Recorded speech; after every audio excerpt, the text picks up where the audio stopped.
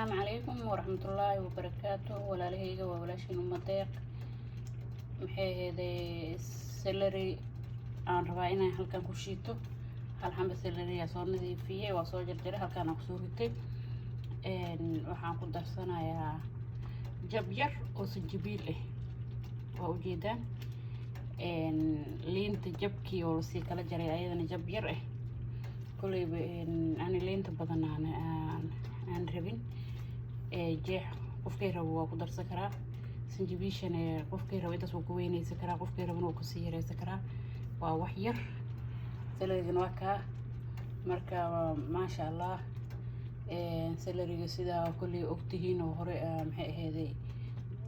loo sharaxay waa asigana faa'iidooyin badan u leeyahay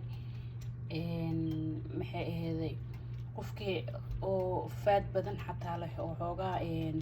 rabo inuu iscaateeyo xataa subaxda hore intuu wax cunin hadduu isku darsado intaan maalin kasta iyo biyo yar oo wax yar kulul oo diiran maxay ahaydey oo maalmo isticmaalo maxay ahaydey wuxuu iska fahmayaa xoogaa in oo miisaankiisa intii hore oo wax yar ka yaraanayo faadka marka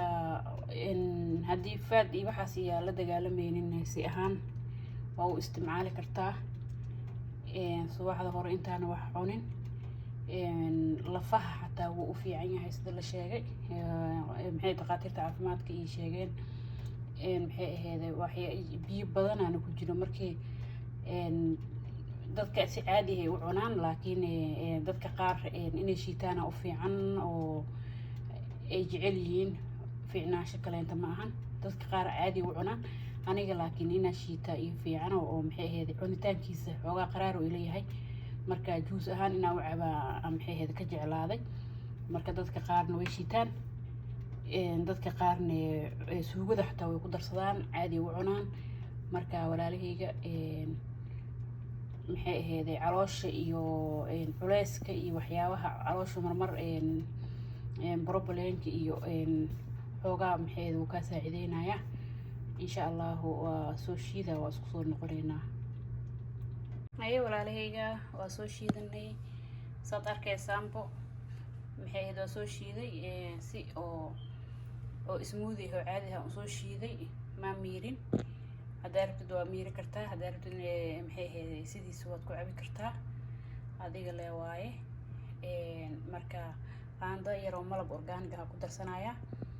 marka fi amaan la saasa maxay ahayd ku sii cabaya insha Allah waa kaasa walaalahayga hadda rabteen kaligiis waa cabi kartaa hadda rabtid malab waa ku darsan kartaa hadda rabtid sokor yar oo been waa ku darsan kartaa laakiin kaligiis ama dadka inta badan cabaan kulay wadamadan aan joogno qabowga waxyaabahaas iyo waxyaabaha macaanka badan waa laga fogaadaa marka waa kaasa walaalahayga khayr isku ognahay assalaamu calaykum waraxmatullaahi wabarakaatuh insha Allah afis iyo masaabax assalaamu calaykum